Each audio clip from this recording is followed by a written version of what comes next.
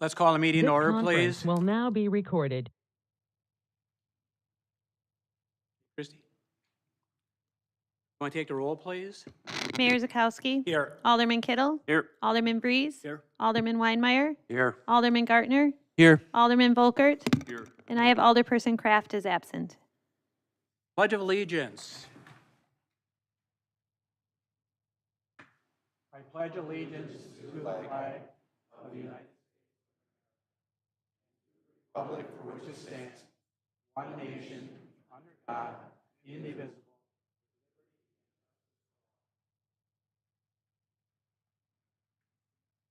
Your motion to adopt the agenda as proposed. I make a motion to adopt the agenda. Second. All in favor, say aye. Aye. So moved. Any public comments tonight?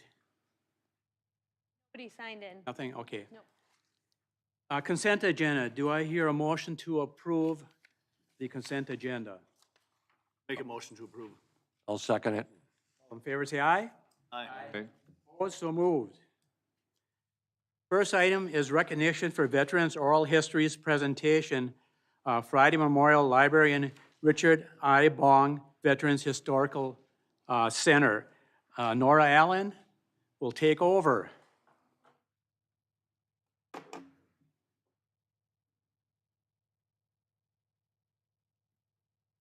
Hello. I'm Nora Allen. I work at Friday Memorial Library. I'm adult services librarian there. And I'm going to kind of go into a little bit of how we got to tonight. In 2022, Friday Memorial Library had the Richard Ira Bong Veterans Historical Center give a presentation on the love story between famed Air Force veteran Richard Bong and his wife Marge. This program introduced the Bong Center and their mission of preserving veteran stories to the community and sparked interest in collecting the stories of our local veterans. Education Outreach Coordinator John Gidley suggested having an interviewer come to New Richmond to record these stories. It took a couple of months to plan the logistics of an event to collect the memories of our local veterans. We were placed in contact with Brianna of the Bong Center to establish a timeline when she and 3 other interviewers would come to New Richmond to take part in a 2-day interview session. In January of 2023, we had a collaborator meeting with the local VFW, Women's Auxiliary, American Legion, Heritage Center, Knights of Columbus, National Guard, and St. Croix County Veterans Service to gauge interest from local veterans. Interviews took place on Monday, May 22nd and Tuesday, May 23rd at the Civic Center.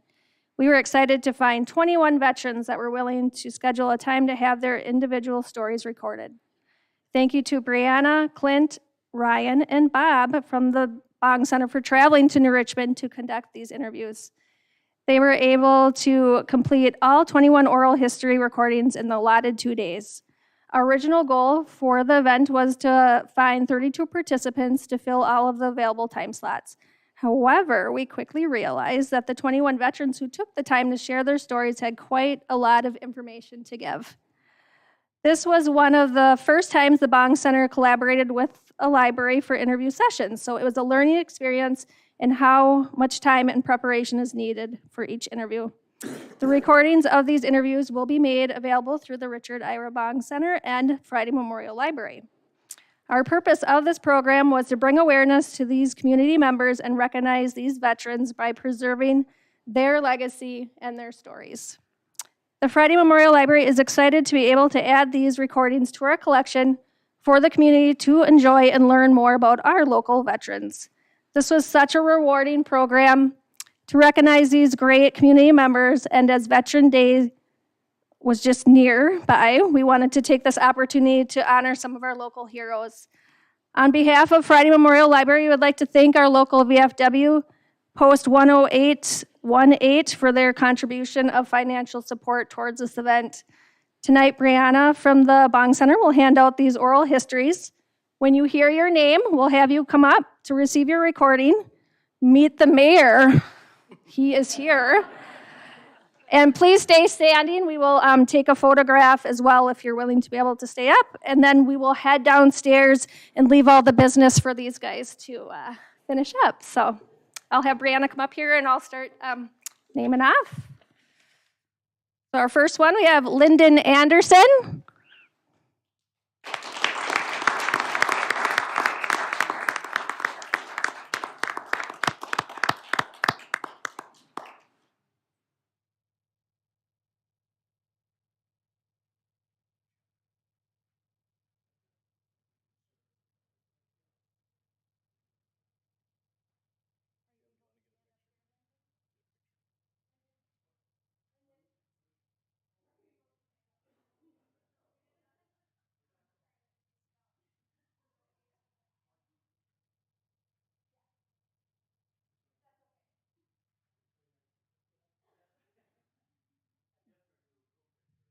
Yes. Jean Ernst.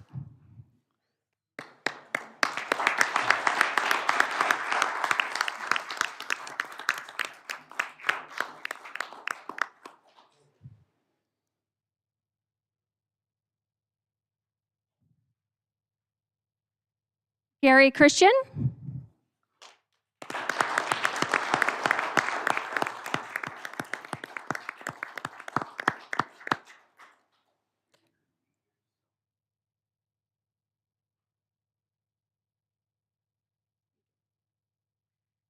Robert Fiedler.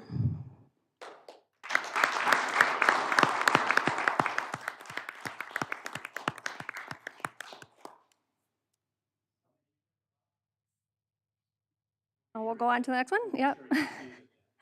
Arvid Flannum.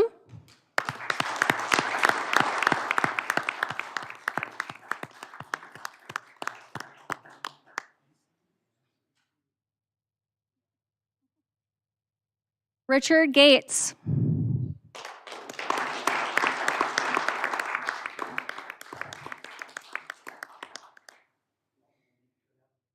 Yes. Martin Gore.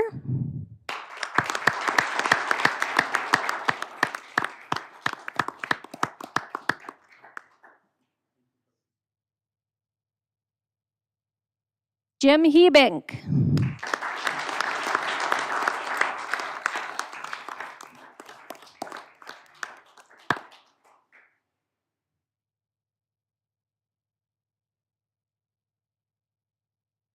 Troy Hill.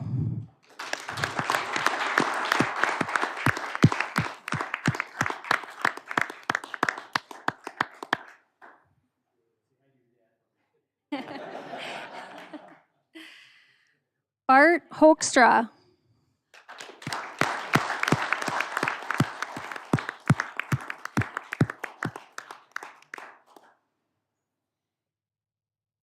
Ken House.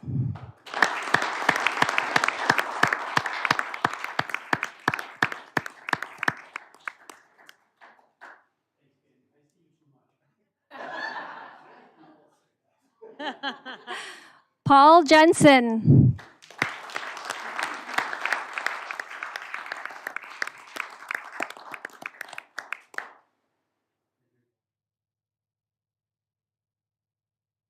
Kent Johnson.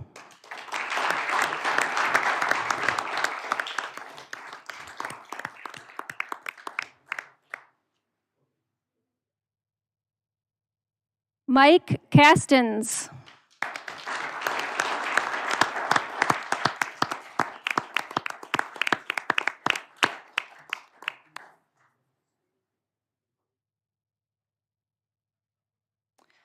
Phil Landgraf.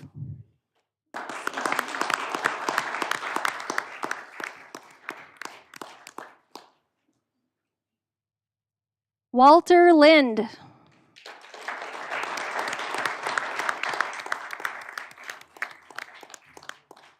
Chuck Mells.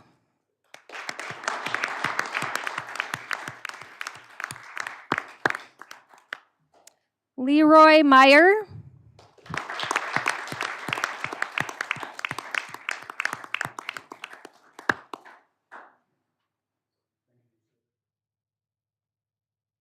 Al Newman.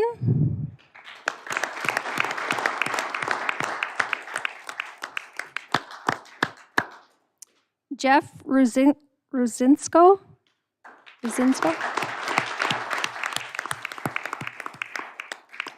And Stephen Young.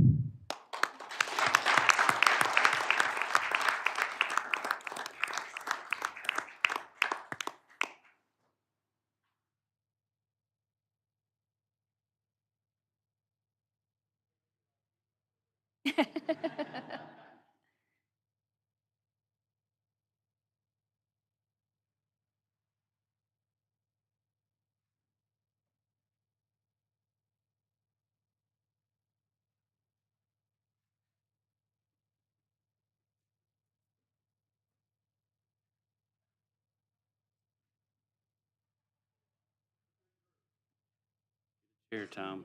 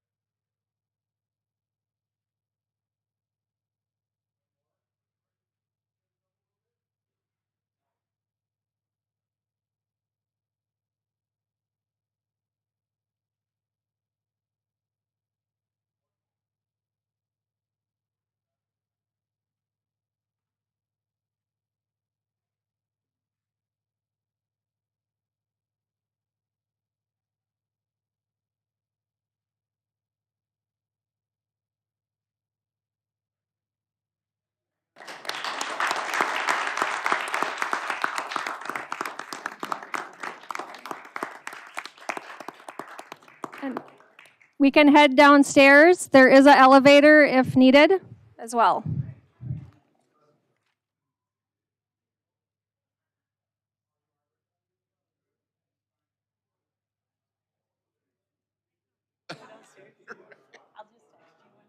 I heard there was extra cake. There's going to be extra cake. We're going to try and have this meeting real quick. Have Oh, fun. yeah?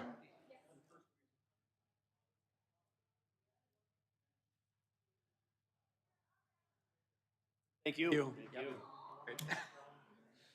Awesome. Mayor Fred would do his reading challenge and everybody would funnel in. And those were pretty good too. Nice when the room is full. Full of people who want to be here. There you go. Jim, I want some cake. Let's go. You going downstairs quick? Tough act to follow. Just do it. America's Heroes, and then we. Yes. I know. Good luck. So did Diane. So, I know. Oh, Nick, it's getting deep. Yeah. They're 5 minutes early. It's perfect.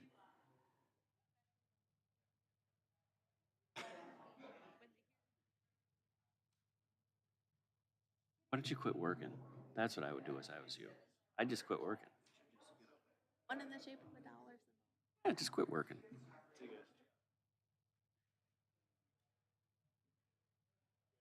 That's your son? It's my oldest. Yep.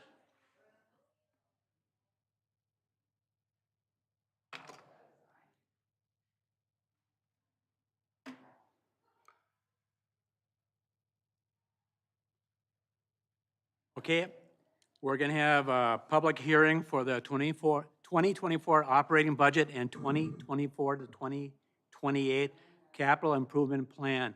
I declare the public hearing open. Mayor and council, that certainly is a difficult first agenda item to follow. Obviously, a great tribute to some of our local heroes. So talking about the budget, this evening what we have for you is the consideration of the 2024 budget and capital plan. This budget has been developed in collaboration with staff, board and commission members, key stakeholders, and the council. We began the budgeting process with administrative meetings with the council to establish key budget priorities for 2024, which are improve the longevity of infrastructure through continued focus on repairs and maintenance, ensure necessary resources are available for core services and public safety, and remain competitive in the marketplace to continue to attract and retain a skilled labor force.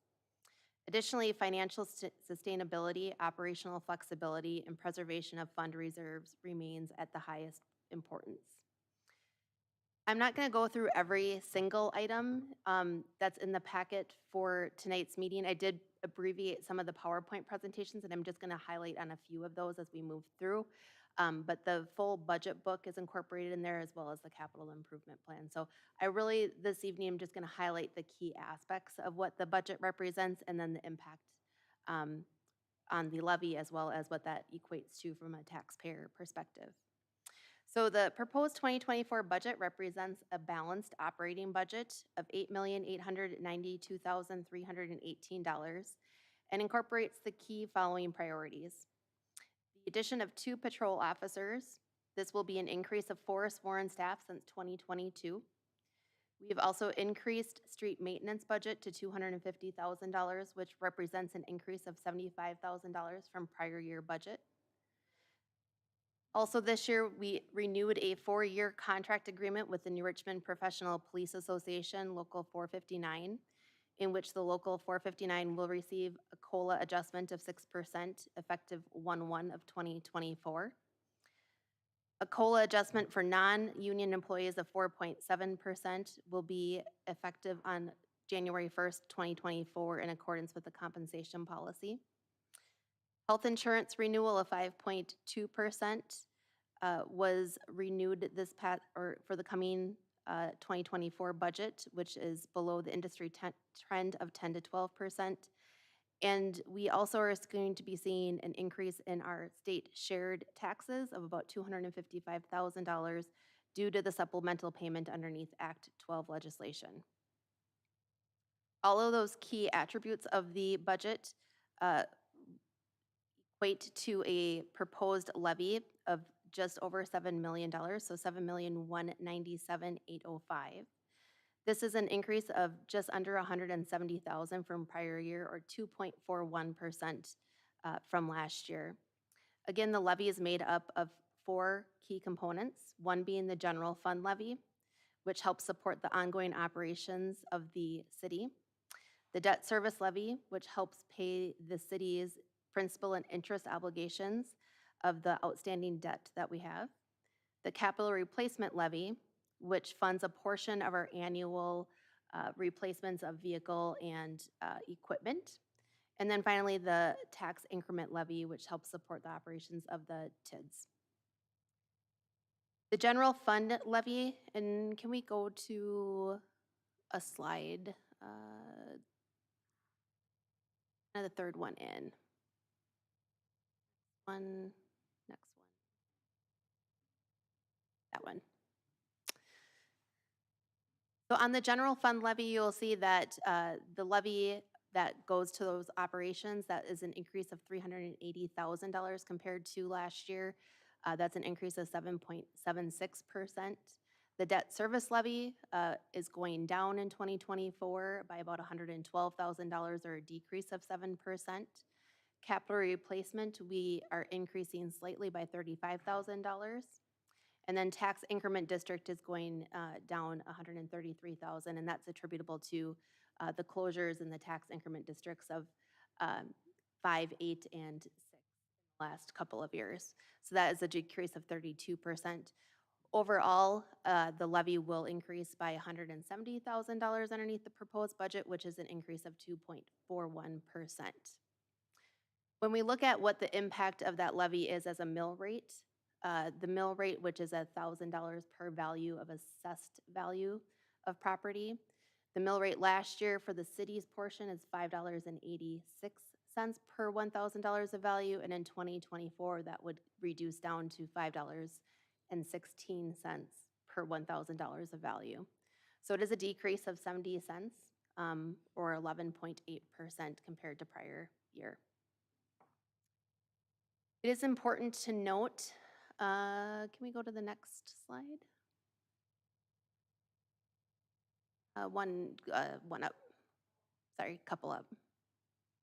It is just important to note that when we're talking about that mill rate portion, that is the city's mill rate. And there's obviously other jurisdictions that make up the total tax rate. So the city's is about 33% of your tax bill, or for every dollar, about 33 cents. Can you go 2 up? Sorry, Christy. Dollar sign, there we go. So that green box highlighted there, that's the portion of our city mill rate and taxes. The blue portion is the school district's portion, and then there's 2 other, the county being the red, and then a small little sliver is actually Northwood Technical College. So the school district is about 49%, the city is 33%, and the county is 16%, and then WITC makes up the remaining 10%.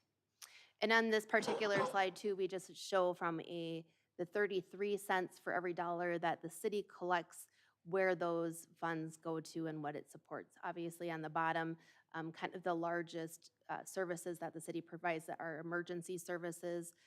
So that's where most of that 33 cents goes, and then correspondingly up as well. Any questions on the levy or on where those tax dollars go? Okay. So with the proposed levy, a homeowner or a property owner with an assessed value of about $350,000, which is the median value in the city, would see a decrease of about $68 compared to last year on their tax bill. The final component that we'll talk about this evening is in regards to the 2024 CIP. The capital improvement plan this year represents just over $8 million in planned projects. We've been discussing these projects at some length over the last 10 months. We began conversations on the 24 projects in January of this year. And underneath those projects, there is a combined financing requirement, both of city and utility projects, of just over $4.2 million. Approval of this plan this evening it approves the plan. It does not authorize expenditure of the funds. So a number of these projects do require financing. The procurement of the projects, as well as the funding of the projects, will be coming back to the council as they continue to progress through the city's normal policies when it comes to purchasing of capital equipment, construction projects, and issuance of debt. So with that, I just want to thank the council as well as our staff. I know this is a very lengthy process, and it takes a lot of meetings.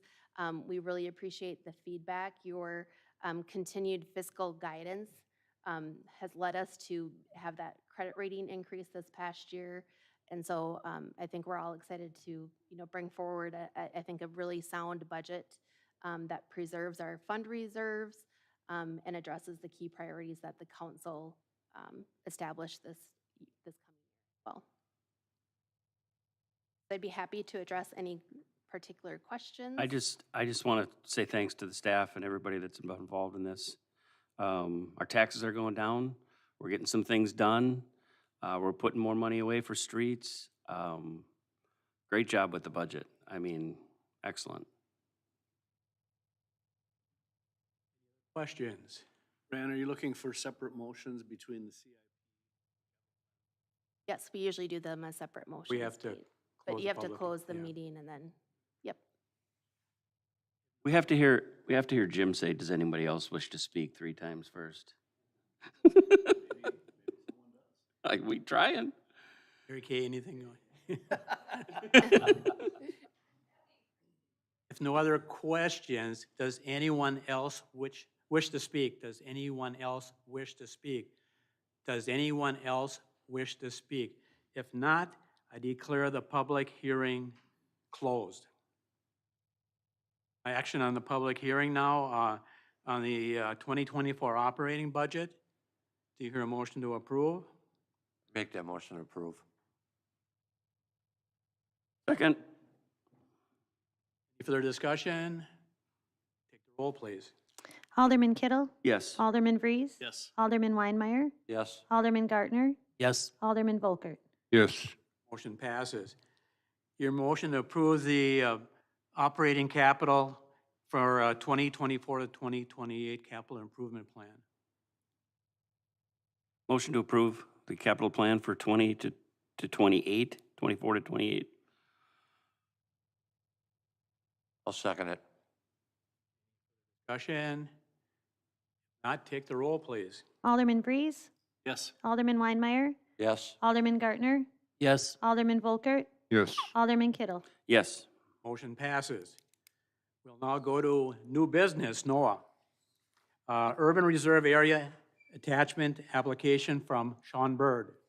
Good evening, Mayor and City Council.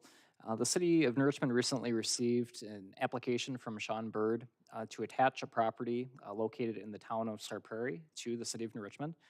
Attachment is a term that we use for properties that are in our within our boundary agreement. So otherwise, this would be known as annexation.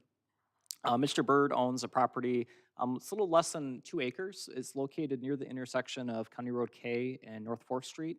This would be kitty corner to the challenge incarceration program, and you can see it highlighted on the map here. Currently, there's 1 single-family home on the property. Mr. Bird is seeking to eventually subdivide the property to add a twin home on the site, and then he's looking to connect to city water and sewer. So he has applied for attachment. This was reviewed by the Plan Commission at their last meeting. They recommended approval. As part of the process of attachment or annexation, we also assign a zoning designation at that same time. And so this would be guided for Z3 multi-use corridor, which allows for a mix of residential or commercial uses at that site. Also, as part of our attachment or annexation process, we like to incentivize folks to come into the City of New Richmond. And so as part of that motion, we would also seek to waive our application fees for the applicant. And I'm happy to answer any questions that they might have. So what's the difference between annexation and attachment? So attachment would just be properties that are in the town of Star Prairie that are seeking to come into the City of New Richmond. Okay. So the very same application goes to Plan Commission and Council. One difference is that with our boundary agreement with Star Prairie, the properties do not have to be contiguous to the City of New Richmond. So long-term, either over the next 40 years, all of that land will come into the City of New Richmond, or once 70% of that property that was identified in 2012, once 70%, there's an automatic trigger date where then the balance of that property would come into the city. So that's one difference. Otherwise, for annexation, they typically have to be contiguous or near the city boundaries. Attachment relates to your negotiated boundary agreement With Star Prairie. with the town of Star Prairie, correct? So years ago, the city and the town entered into an agreement that acknowledged area that the town said, we agree these properties can come into the city without the annexation property, the annexation process. And so this is just part of that pre-identified area where those landowners can just apply because it's already been agreed that this area is designated for future growth of the city of New Richmond. But their taxes will come to the city of New Richmond. So there would still be, for the next 5 years, the township would still collect Right. what they would have received. But otherwise, essentially, effective January 1st, they would be in the city of New Richmond for purposes of taxes. Okay. And they will be a water customer, but not a utilities customer? Is that correct? So they would have to apply to the city to connect to water and sewer. Okay. I don't know offhand if that property is currently served by New Richmond Utilities or if it's. Oh, one it of could be our- already? Yes, there's already a single-family home on the Yeah, on I the know. site. But For they could be on city utilities right now. It's Or is it- this one is not. Okay. But that there's a process in terms of right to serve and. Yeah. Yeah. Could be NSP or could be some other electrical service that, Right. okay. Right. Questions for Noah? If not, do I hear a motion to approve the urban reserve area attachment application for Sean Bird? I would make a motion to approve the attachment of that property. I'll second it. Discussion? Not take the roll, please. Oh, wait. That's to include the waiving of the fee.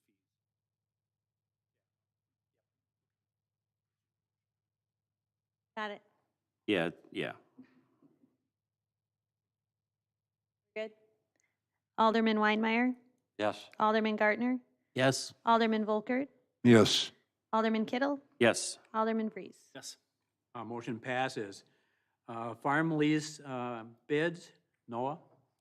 In October, we had a deadline for bids from local farmers who are interested in leasing city-owned land. We have city-owned land in several locations that farmers have traditionally bid out. We have land up by the airport. We have farmland at Freedom Park, and then we have farmland in the Business and Technical Park. We put these into two different bids. Freedom Park was combined with the Business and Technical Park, and then the airport was bid separately. Included in the memo in your packet was just a breakdown of the total bids received. So for the Business and Technical Park and Freedom Park, we received two bids. One bid was $11,531 from RHK Farms. The other bid was from Brett Newman in the amount of $9,154.60. And then for purposes of the farmland by the airport, we also received two bids. One was from Matt Melby in the amount of $15,687.50.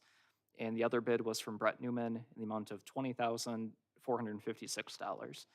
And oftentimes when we are looking at bids, oftentimes we're looking at the low bids because we're bidding out vehicles and things like this. In this case, we would be looking actually at the high bidders, who is actually willing to pay the city the most to lease that farmland. Currently, our price per acre, just for reference, at the Business and Technical Park and Freedom Park, our most recent lease was a little over $13,000. So that amount actually is coming down a little bit. In the case of the airport, the high bid from Brett Newman would represent an increase. The Airport Commission reviewed the airport bid at their meeting in October. The recommendation was to recommend renewing the lease with Matt Melby, even though that bid was a lower amount. Part of that conversation had to do with previous litigation involving the city several years ago, and Brett Newman testifying actually as a witness against the city as part of that litigation. In speaking with the chair of the Airport Commission and the airport manager, they certainly understand that while that was several years ago, we also obviously have a responsibility to our taxpayers. Obviously, it's a 3-year lease, so it's actually almost a $15,000 difference between the two bids. So with that being said, my recommendation to the council this evening would be to award the bid to the two high bidders, which would be RHK Farms in the amount of $11,531 for the Business and Technical Park and Freedom Park, and then to Brett Newman in the amount of $20,456 for the farmland up at the airport. I'll make that motion. I'll second it. Any discussion? Well, I just want to quickly say that I understand that in the lawsuit, I think 2010, 2011, whatever it was, Mr. Newman testified against the city about the safety of farming that land, and he didn't feel safe out there.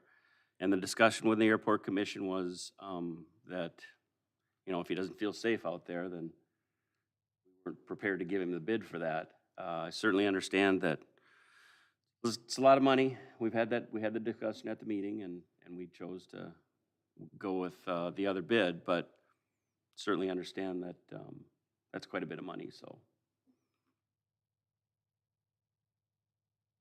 And also on that, for Freedom Park, there is an agreement when we got those two grants on that any money from that was raised there goes back into the park. So any funds that we get from that leased land there goes back into Freedom Park. They had two grants, one from the DNR and I think one from the Fisheries Department. And that was their thing is that funds raised there had to go back into the park. Just so you know that.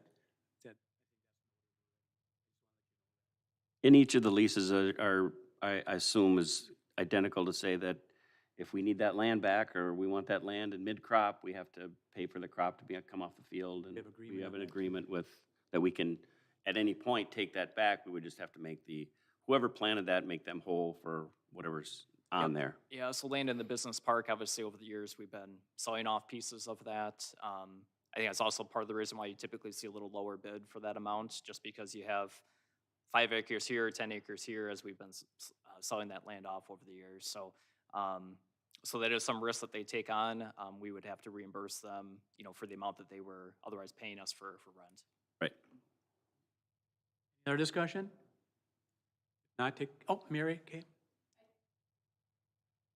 Oh, you want to come up here? State your name. I can't hear that yet. Now you got to do it now in a microphone. Mary Kay Rice, 520 Pine Ridge Court in Richmond, Wisconsin. You know, I understand high bid. I get that. But in our hearts, we just need to remember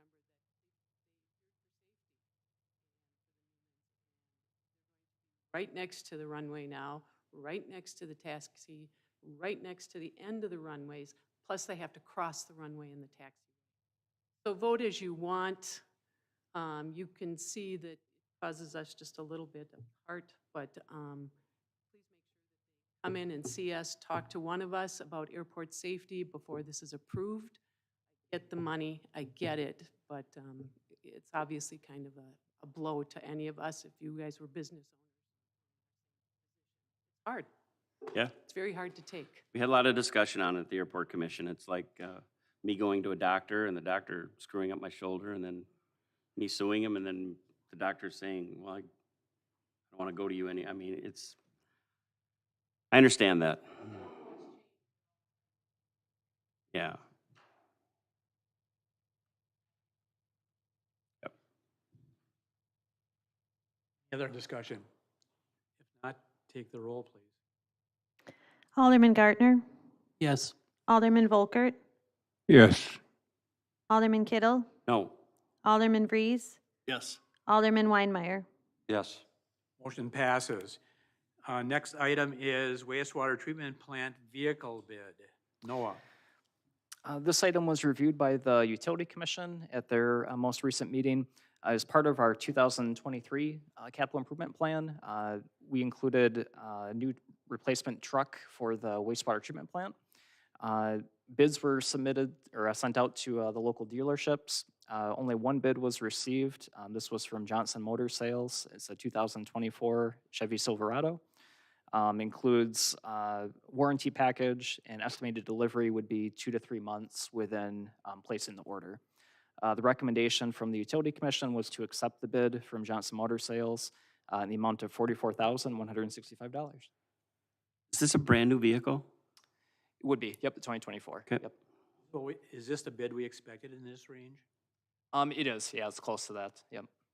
And I think only one bid received, just again, some of the continued supply chain issues that we see, and if, oftentimes if they don't have something on the lot, it may be several months out before they can, still provide that, so.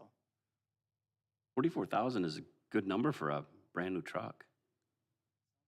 Well, Yeah, actually, that's a, I mean, I'm surprised. Any other discussion on this? Do I hear a motion to approve the wastewater treatment plant vehicle bid? I'll make that motion. Second? Take the roll, please. Alderman Volkert, Yes. Alderman Kittle, Yes. Alderman Vries, yes. Alderman Weinmeier, Yes. Alderman Gartner. Yes. Motion passes. Board and commission appointment. Michelle. Good evening, Mayor and Council. We had a final spot open on the Ethics Board. We received an application from Deb Brennan, and we have met with her and recommend her for approval for a 2-year term. I'll make that motion to approve. Second? Discussion? How many more people do we need on that? That's full. That is full then? Yep. Okay. All right. There's 4? 5. There is 5. Still seeking applicants for historic preservation and Board of Appeals. Board of Appeals and Police and Police Fire and- Commission. So if anyone knows anyone. Take the roll, please. Alderman Kittle, Yes. Alderman Vries, Yes. Alderman Weinmeier, Yes. Alderman Gartner, Yes. Alderman Volkert. Yes. Motion passes. Citywide And recycling. One contract. moment, please. In a related matter, I think the Ethics Committee met and did they choose a chairperson for that committee? They did. The chairperson for the Ethics Board will be Father John Anderson.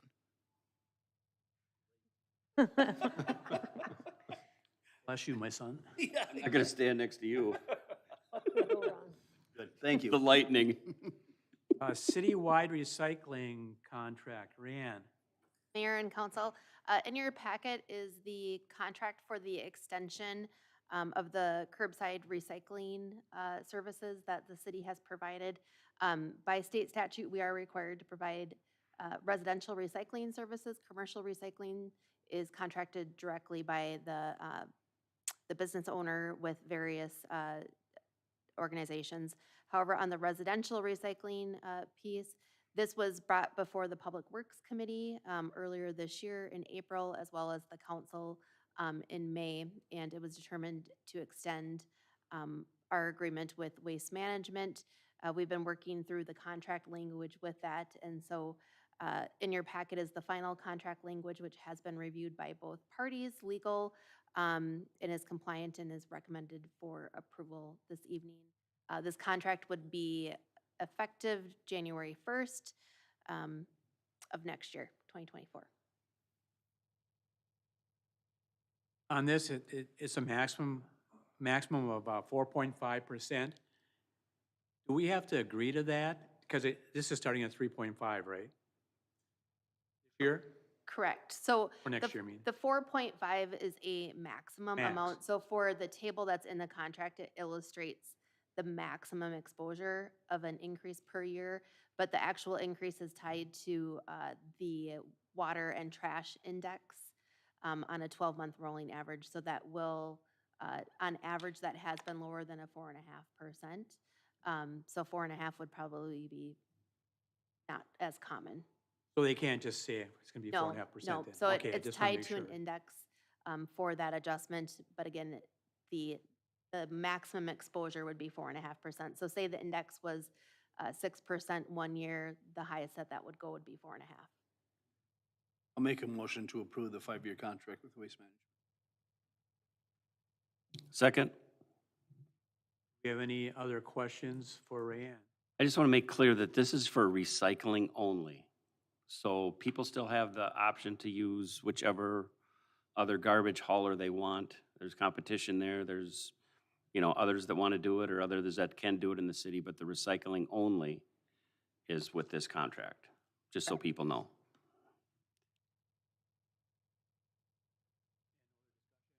Want to take the roll, please? Alderman Vries, Yes. Alderman Weinmeier, Yes. Alderman Gartner, Yes. Alderman Volkert, Yes. Alderman Kittle. Yes. Motion passes.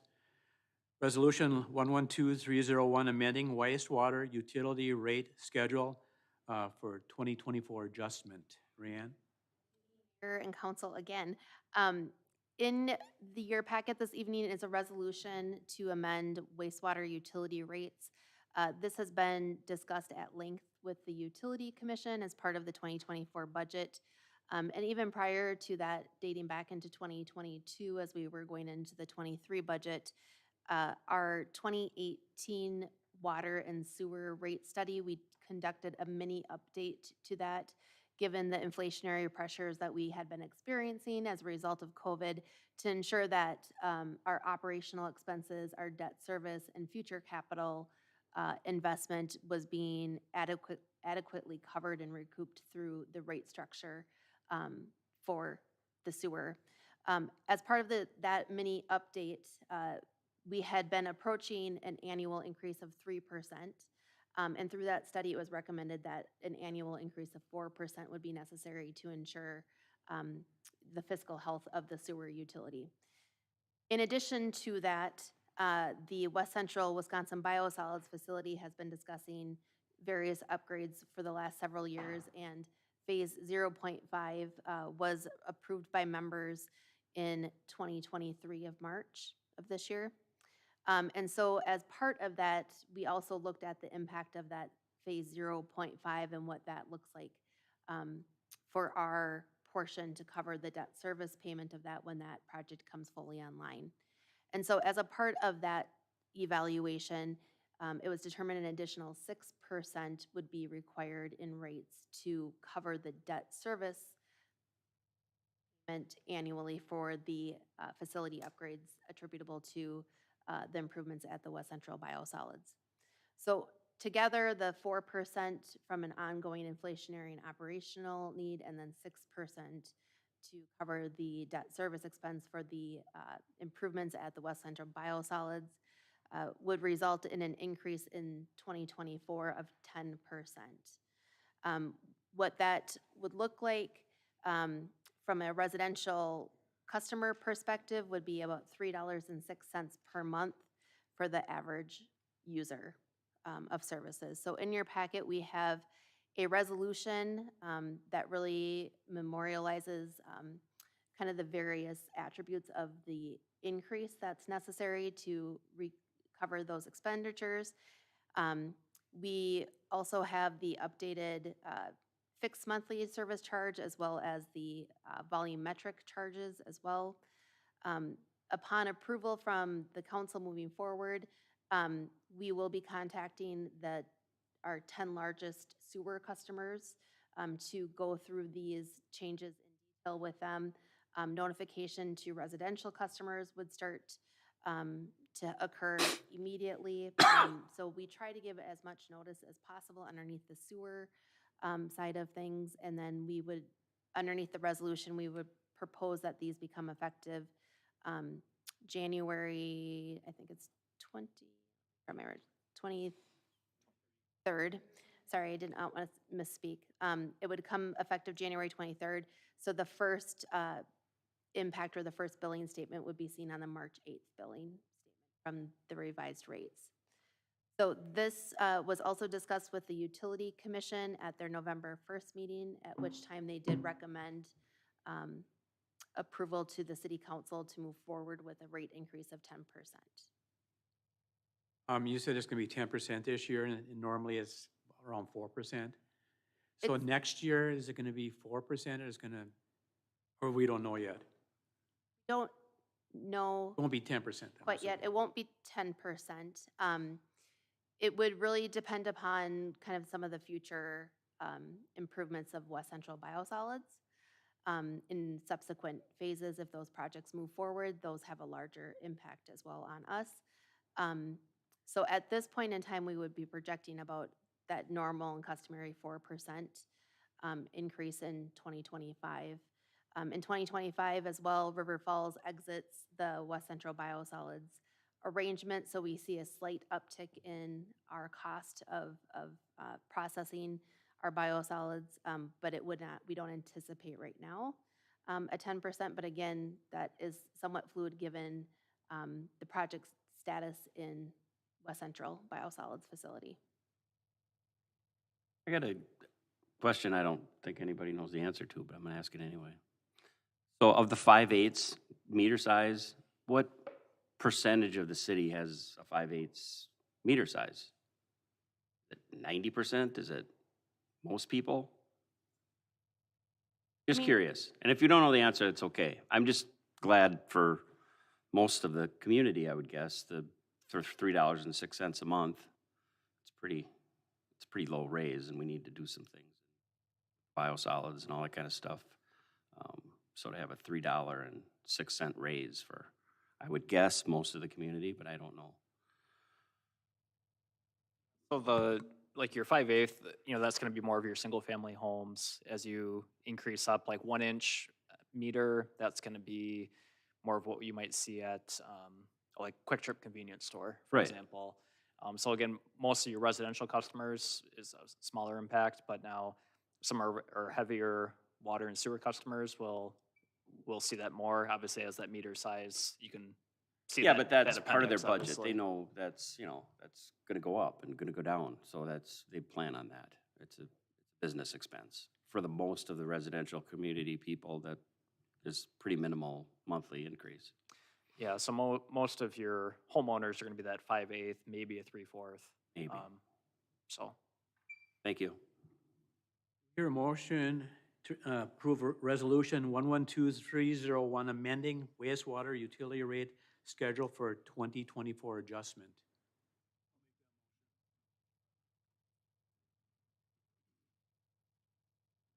I'll second it. Questions? Not, take the roll, please. Alderman Weinmeier, Yes? Alderman Gartner, Yes. Alderman Volkert, Yes. Alderman Kittle, Yes. Alderman Vries. Passes. Biosolids facility and processing options.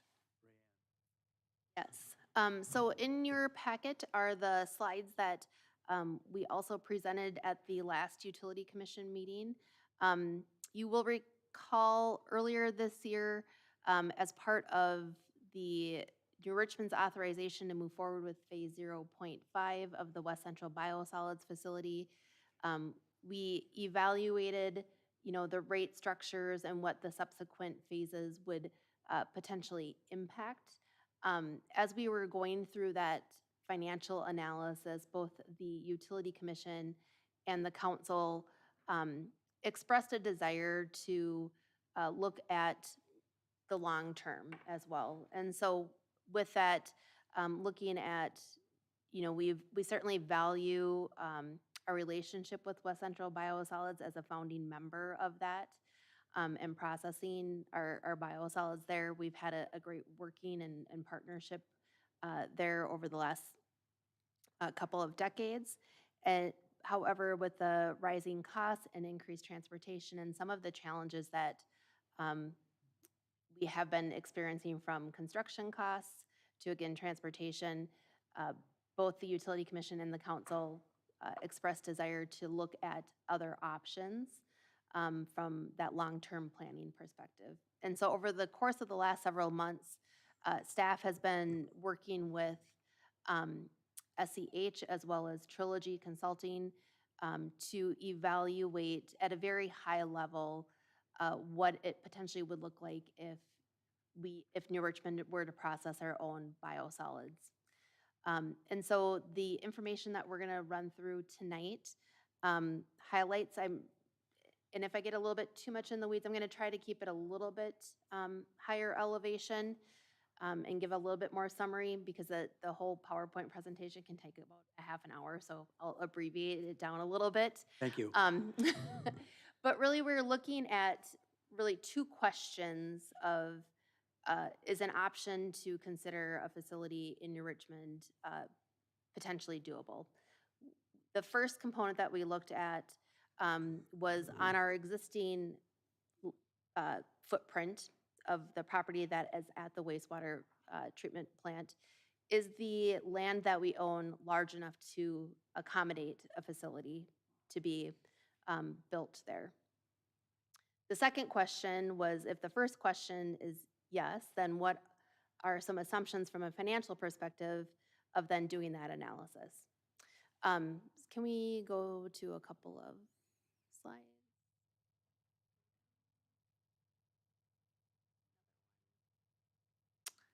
Keep going.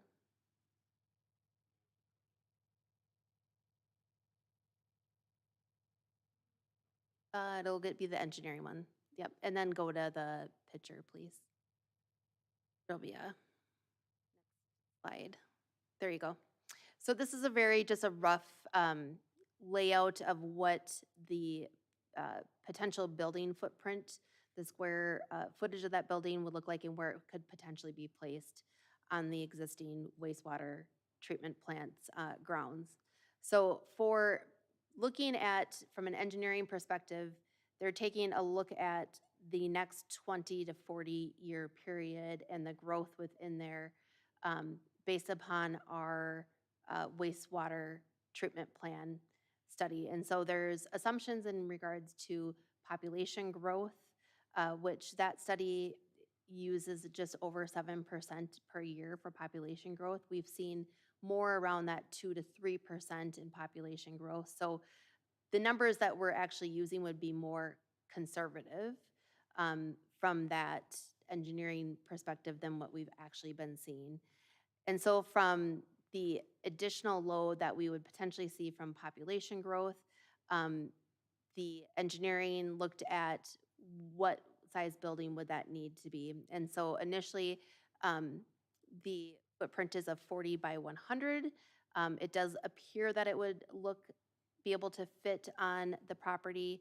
And based upon that, the anticipated cost or projected cost would be about $5 to $7 million in today's dollars to potentially construct that building or that biosolid processing plant. So based upon that information, we did then speak with Trilogy to further evaluate the financial analysis. And as part of that, there's several assumptions that we are making because there's some variables that we don't have and we need to put more resources into if we continue to move in the evaluation. Can you go to the next slide, please?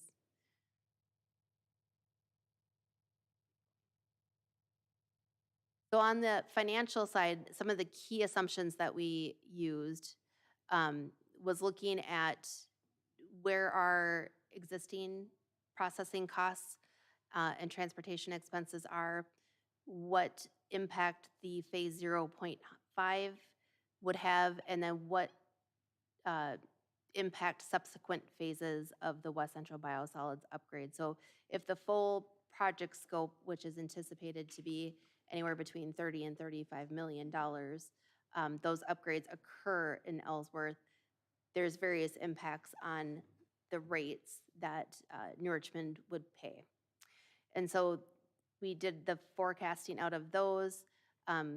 We assume a certain discount rate on that investment. We also increased the cost estimate of construction that SEH provided. Instead of using a $5 to $7 million assumption, we used a $7 to $9 million, anticipating that a future project would be several years down the road in order to get through design, building, and construction. And then also, the other component is looking at an interest rate environment, which right now our interest rates are very high, but looking at running scenarios at various interest rate amounts. So it kind of gives you an idea of, as interest rates potentially will come down, what that impact has on the overall net present value of an investment of this nature. And then one of the largest variables would be the operational and ongoing expenses associated with an in-house facility. So what we drew upon was River Falls' experience in evaluating their biosolids facility, which Trilogy also helped them conduct the financial analysis. So they had some key assumptions that they made as part of that for the O&M expenses, which we've incorporated into our analysis. But again, a lot of these are just very high-level assumptions to give us an idea of, is it something that we should explore farther? So based upon that, can you go to the next slide, Christy?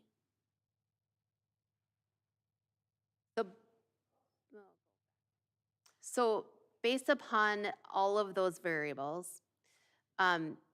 if we were on the West Central Biosolids, if the facility were able to just stop with future upgrades at the current phase, so phase 0.5, and did not do subsequent improvements to the facility, it's less clear if there is an economic benefit to the city or a financial benefit to the city to build our own biosolid processing facility.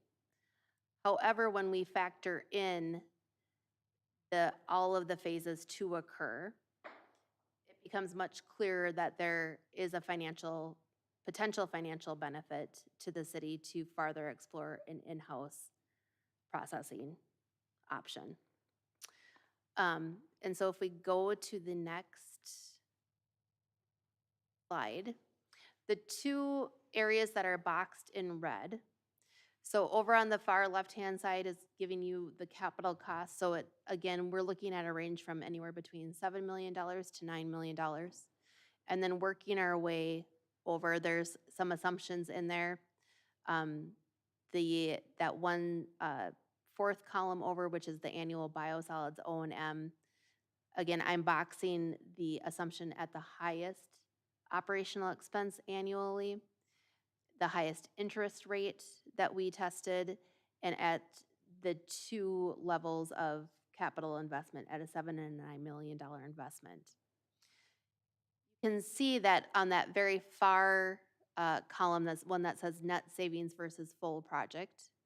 So for a $7 million project cost, and if the West Central Biosolids, all of those phases occur, which would mean that the impact to the city would have a rate adjustment. There would be debt service to pay and help for those capital improvements.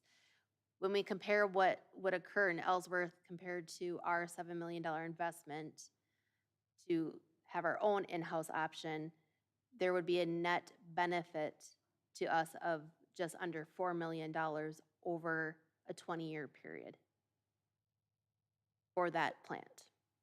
When you go to $9 million, that number obviously becomes less at $1.5 million of a benefit over a 20-year period.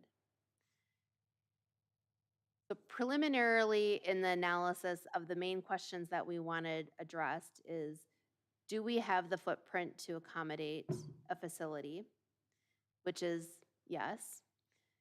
And two, does it appear that there could be a financial benefit to an in-house option? And currently that also does appear that there could be a benefit there.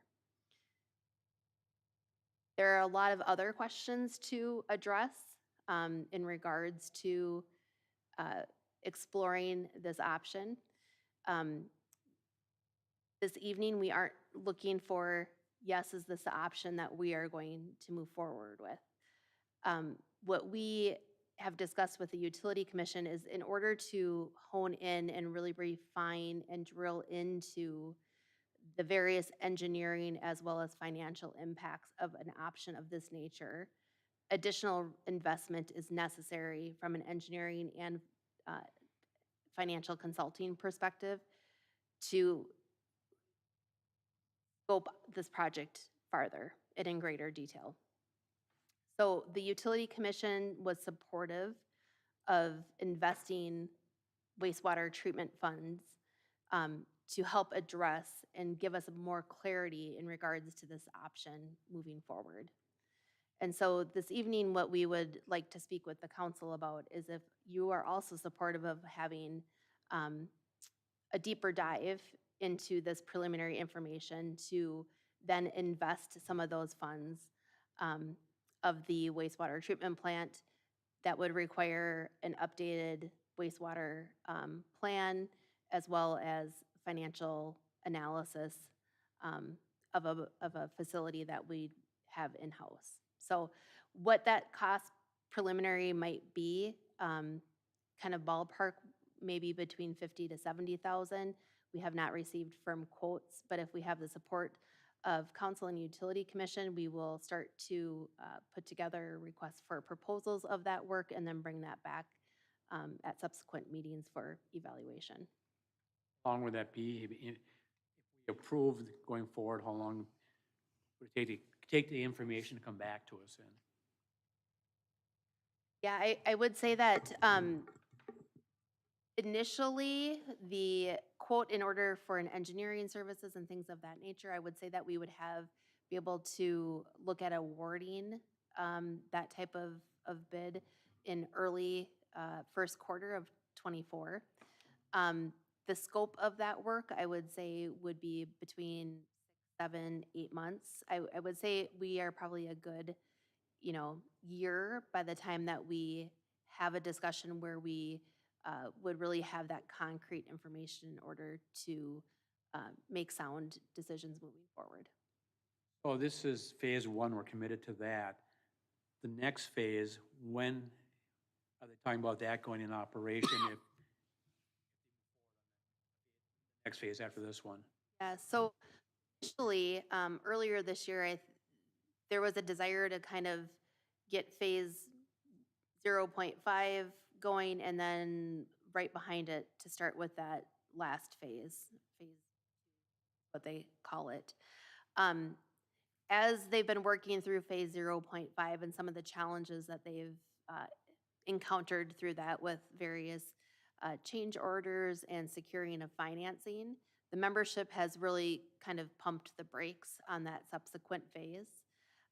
Also, New Richmond and Hudson have both expressed an evaluation of options that we are working through what that potentially looks like. And so I think as a whole right now, the membership is a little bit in a holding pattern. They're waiting to hear back in regards to our position, if we're going to continue to explore an in-house option. If it has been expressed to us that if New Richmond were to leave the membership, or a larger user such as ourselves left the membership, the need for that subsequent phase is not necessarily there. So I think that it certainly is fluid, in what their original plan was for moving into that second phase has certainly changed. I know that there is the annual meeting this week that NOAA and members of the Utility Commission will be attending. I'm not sure if that is an item that will be discussed, but it certainly has come up at other annual meetings. And so any additional information that we receive, we can certainly be passing along. But right now, there hasn't been an action request at this point. They're kind of just still waiting in a holding pattern. I think the first phase, there's a lot of support across the board. It was a lot of safety concerns, some code updates. Now, when you look at that next phase of a $25 million project, and just this evening we approve a rate increase, and a lot of our other members have to now approve rate increases. Nobody now wants to just say, well, let's go to the next phase and do it again. Everybody's kind of saying, let's make sure we're doing our homework and analysis on this. And especially for New Richmond, being one of the largest members, and with River Falls leaving, then our burden of that cost increases a little bit as well. So like Rand said, obviously we've enjoyed being partner with those member communities for a number of years, but obviously we have to do what's best for our residents, and something that the Utility Commission said we want to kind of take a deeper dive. And while there's some costs to be incurred as part of this, in the bigger scope of a project of that size, you'd rather spend some of that money up front and have a solid answer in terms of what's best for our customers, as compared to just saying, well, what else are we going to do? Just go along with and potentially have a negative cost increase. Again, tonight was a 10% increase. We don't want to just keep increasing rates. And when you think of having our own product potentially right here in Richmond that folks could use, at the golf course or on their own lawn. The fact that you're not trucking things from Richmond to Ellsworth back and forth, you really control your own destiny to some extent, that you're not part of 20 other communities and a separate board and voting on and all these things. That you're just focused on New Richmond. You're not worrying about, well, what does Baldwin think and what does Roberts think and what community is growing or what community isn't seeing growth. So even outside of the costs, I think there's a lot of other factors to think about too as we. I think what you're looking for tonight here is kind of a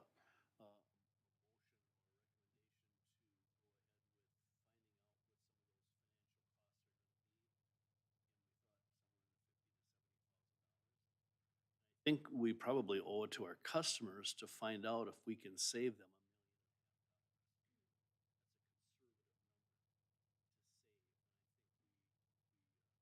Should be responsible enough to find out if we can save $1.5 million. That a motion, Pete? Sure, I'll make that. Could I ask motion. just a couple questions? I don't know if you want to answer that. Do we have our own truck for this? Or do they come and get it? So the biosolids facility contracts that out. Okay. So New Richmond Utilities itself doesn't have its own truck. It's Okay. not our staff driving back and forth, but they put out bids for that trucking contract. Which that is has part of been a challenge just because it's a more specialized type of equipment, and Yep. typically they only get one or two companies that are even interested in Yep. hauling that product. Sure. That's part of our cost. Yep, that's in the cost. Yeah. Okay. And then another question. If we use that land there, how does that affect future expansion of our current plant? Is there still room to expand that if we need more space out there just for the plant? So that would be part of their The review study? of. Okay, all right. Not all right. just where would we put this addition, but looking at longevity of the whole facility. Okay. Making sure that we're not boxing ourselves in and Yeah. being short-sighted, and then 5 years from now you say, well, gee whiz, why'd we put that there, I'm not sure Doors want to give up any property out there, so. So Pete, but Yeah. you just want to kind of take another look at this and see exactly what it's going to cost and Yep. No, some better figures and. so that's just for the building, correct? Right, That doesn't take into account if we have to hire a couple more people to take it around and run it, does it? correct. Now, most of this equipment essentially is just running 24/7 on its own. So there are Okay. other communities in Wisconsin that have their own drying equipment that do this. But it's not that you necessarily have to now hire more people. Okay, well, I was just wondering. Have we explored the option of partnering with Hudson? So there's been some very initial conversations with Hudson and some other members that are also looking at partnering, but also looking at, does it make sense if they build their own facility as well? Right. So there are a few other communities looking at some of those options just like we are. You had a question, Ron, for me? Yeah, I was just going to say that your motion would be just to proceed and Approve the get some study, more- approve the study, yeah, approve feasibility the study. study and get some more definite figures and exactly what. What our costs would be, kind of analyze the footprint we have here, what our savings would be or additional costs would be having our own facility. I think for us to make a good decision about having our own facility or the decision to stay with West Central, we need more. I hate spending money on consultants, but this is one I'm willing, That'll save us a bunch of money. possible, to save us some money. That's your motion, Pete, to go with looking. Request for bids for, I'll second it. One. Yeah, further discussion? Not take the roll, please. Alderman Gartner, Yes. Alderman Volkert, Yes. Alderman Kittle, Yes. Alderman Breeze. yes. Alderman Weinmeier. Yes. Motion passes. Title VI ADA non-discrimination plan for shared ride taxi. So as part of our shared ride taxi program, we receive outside funding, and oftentimes is the case with state or federal grants, there are requirements that come with that. One is that we have a non-discrimination plan, that we're not discriminating against users that are looking to ride our taxi. So we've actually had this plan in place since the year 2000. We're supposed to review it on a regular basis and make any updates. So the plan was last updated in 2014. So Marie Bannock and our staff went through, made a few red lines, and so we'd be looking for a motion to approve the revisions to our non-discrimination plan. I'd make the motion to approve the non-discrimination plan updates. I'll second it. Further discussion? Take the roll, please. Alderman Volkert, Yes. Alderman Kittle, Yes. Alderman Breeze, Yes. Alderman Weinmeier, Yes. Alderman Gartner. Yes. Motion passes. Mary Park entrance sign update. So I think as everyone's aware, during Fun Fest, there was a truck that hit part of the entrance sign by Mary Park. So the east pillar has been experienced the most damage. The metal portion between the two pillars was also bent. We've had a couple of contractors out on site who've provided us some cost estimates, and we're still working through the insurance claim process. A little unique just given the age of the structure and looking at depreciation. It's not quite as simple perhaps as when the car drove through City Hall last winter and you're just getting a quote for a new door, where in this case you're dealing with masonry and tuck pointing and different options of, do you replace the sign and try to replicate what was there? Do you take it down and look at building a new sign? So the park board discussed this at their recent meeting, and really until we know for sure and have a settlement with our insurance company, it's a little difficult to make some of those decisions because we have a quote for $60,000 and you have a quote for under $5,000, and a lot of different options we can go through. However, really under all of the options, that east pillar has to come down just because so much damage was done. So even if the decision is made in the future to rebuild it exactly where it is, we can't just make repairs to it in its current condition. You basically have to take it all down and then rebuild it back up. So while we're still going through that process with insurance and having feedback from Park Board and ultimately from the council, we would like authorization to start taking down the east column. That way it's not up over the next 5-6 months over winter. Right now, if you've gone by, well, initially we just had some barricades around that area. Right now it's just stabilized by some wood beams that our staff put up.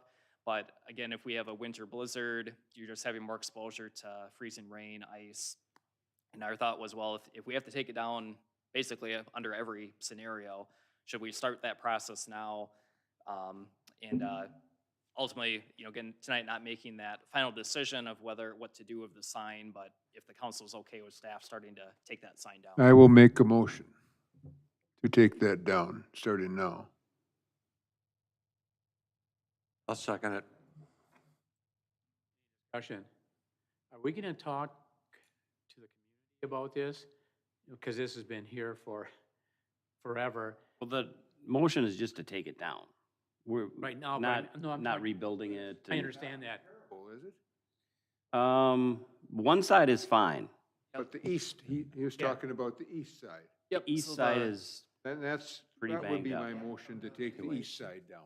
yeah. Yeah. Down. But Saying, we talked about get community input after this is done to see if they're fine with not rebuilding it the way it was, or would they like to see it, because that's part of our history. I mean, I'm just talking about in the future, just we get community input too, because that might, good discussion on that. gonna be, the park board's discussion was mostly, we would like to see it exactly the way it was. But it's gonna be really hard to replicate both sides because it's not made out of like small little things. They're big, huge stones. It's huge.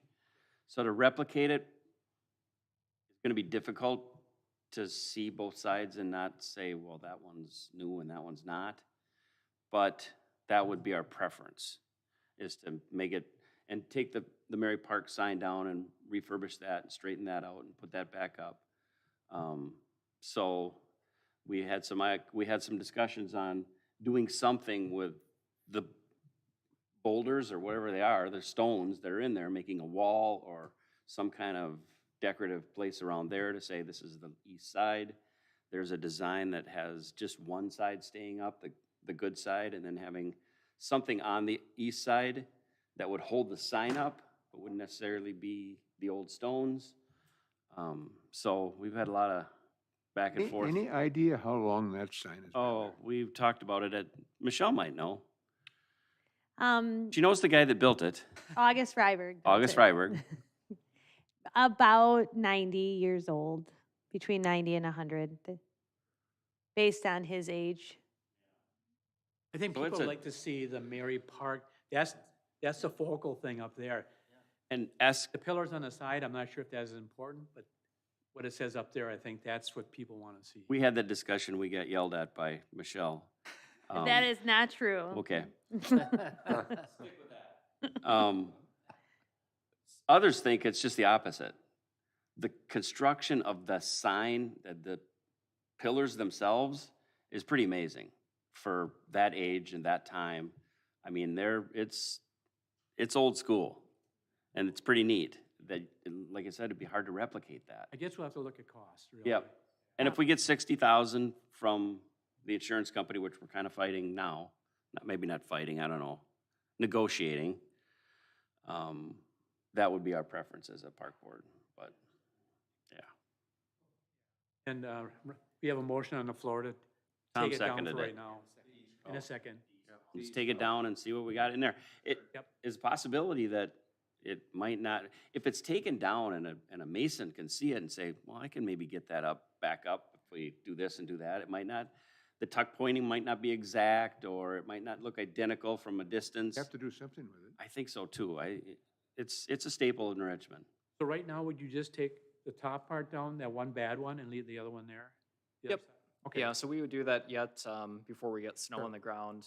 And we've actually, the metal piece in the middle, our staff have taken out in the past. We've repainted that and touched it up over the years. So really our main focus though is on that east column, just so that Sure.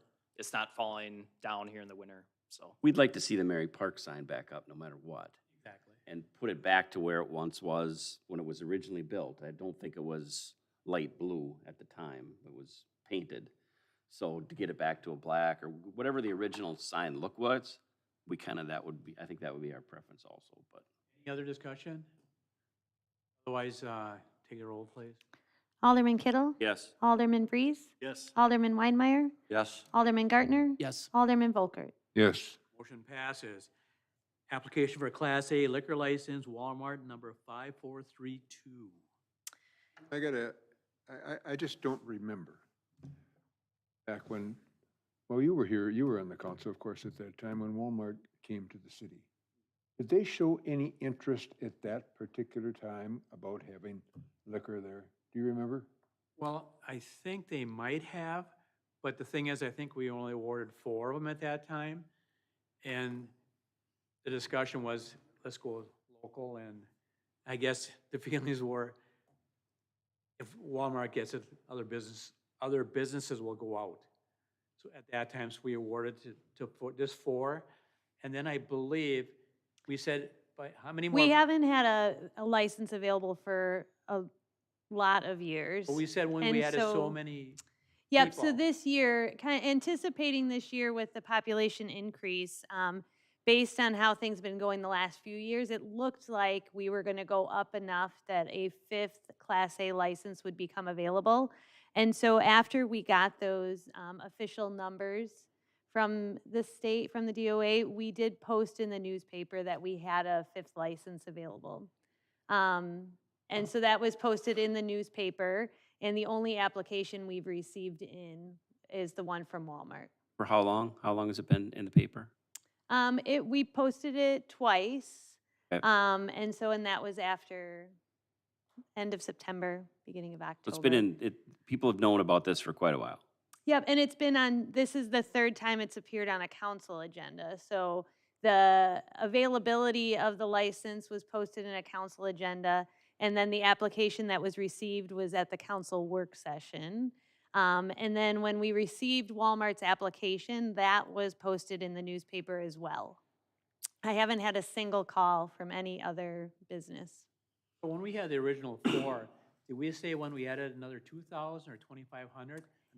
It's set in our ordinance, we can pull it up, but it's part of our municipal code. Right. And so that was set, it stated once we went above 10,750, I think it was, I can pull it up to show you. 2,500. Council And that was updated- set by state, that was set by the state as well, actually, so we adopted the ordinance as recommended by the state. So that wasn't something council decided, council approved it, but this all went through the Department of Revenue.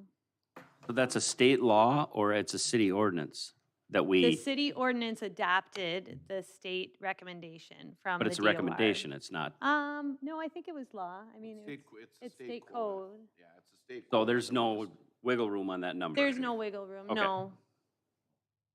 If this was approved, have an ordinance where separate entrance has to be made? Correct. Into that Yep. liquor part? Yeah, so as it was explained in the packet, the recommendation this evening is a conditional approval. The conditional approval tells Walmart that once you meet all of the requirements with the separate entrance and the space, a license will be issued at that time. And so this is, and they don't do any construction or remodeling, obviously going into a Christmas season, so they won't start anything until 2024. The entrance, the blueprints have been sent over and they were reviewed by city staff and the police department. So the entrance would be just next to the grocery entrance. So the south entrance would be to the right of that. And it would be completely secured on the inside as well. So there isn't an entrance. You can't check out and walk into the liquor store. You can't have groceries and liquor that you're checking out together. It's similar to what you see at Dick's Fresh Market, that it is essentially two separate in one building. And this is a Class A license? This is a Class A, so It's this is off basically just off sale. It's only off sale. You haven't received any call from any other business? Not a single call from anybody else. Basically, what we're giving is a conditional permit now, so that says that, yes, once you meet your qualifications, you can have the license. I don't think anybody prior to having some commitment from the city that they're Correct. And they have also gone through the process of having an agent reviewed and approved by the police department as well. So they've done all of the steps. And they are happy to move forward and make the changes to the building if they get the conditional approval. How long before they have to put up their building? Is it So- open-ended, so 10 years from now they can finally put it up, or? No, so this would become a little bit different than in June with renewals. So when you, as a council, review all of the license renewals, if that license hasn't actually been issued by the time the June renewals come, Can't renew then it. we have to do a whole new license again. Then you have to advertise in the paper again and all that. Correct, And they know that? yes. Okay. I'll make a motion to approve the Class A liquor license, conditional Class A liquor license for Walmart. Second it. Roll, please. Alderman Breeze? Yes? Alderman Weinmeier? Yes. Alderman Gartner? Alderman Volkert? Passes. Oh, wait, Ron. Ron hasn't gone yet. Or Craig? Yes. You didn't hear me? No, I haven't waiting on called. Oh, I thought Ron. you said Greg, I'm sorry. No, Waiting you're on good, I me. heard you. Oh, Ron's not sure yet. okay, I'm sorry. Nope, you're good. No. Alderman Kittle? Yes. Passes. Any communication or miscellaneous? I'll just say for Monica, we've got two exciting things. So tomorrow at the library at 5 o'clock. There is a Q&A session regarding the new library project. And then on Thursday, it's going to be a beautiful 63 degrees, and you can go to the future library site from 5 to 7 to eat s'mores and learn some more about the project. So please do. And please, on Monday, the 20th, if everyone can stop out at Dick's Fresh Market and drop some coins in the red kettles, city staff will be ringing bells all day. So come every hour on the hour and chat with some more city folks. When's your new sign going up by showing the building? Yeah, yeah. So that'll be pretty soon then, too? On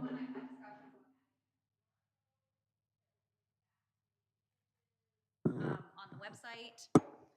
Yeah, can you hear me? So I think that is being explored right now, and hopefully we would have those soon. Good. Would the QR code have a place where people could donate money towards the project? I mean, there's already a place on our website if you would like me to direct it to you. Direct you to. Yeah. Curious. And just We one need all the reminder help on we can the get. compost site, this is the last week that the compost site's open. So it's open tomorrow and Thursday from 4 to 6. So if you have any final leaves, branches, yard waste, make sure you stop out there. And Saturday is not open.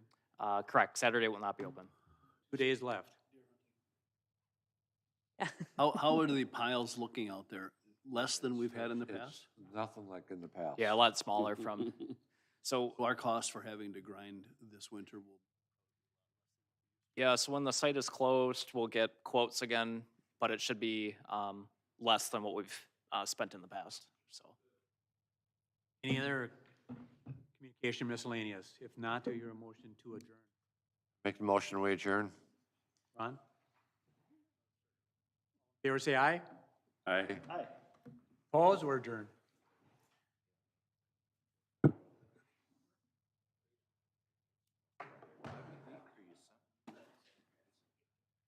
What a surprise. This conference is no longer being recorded. By just mill rates decrease. So overall tax rate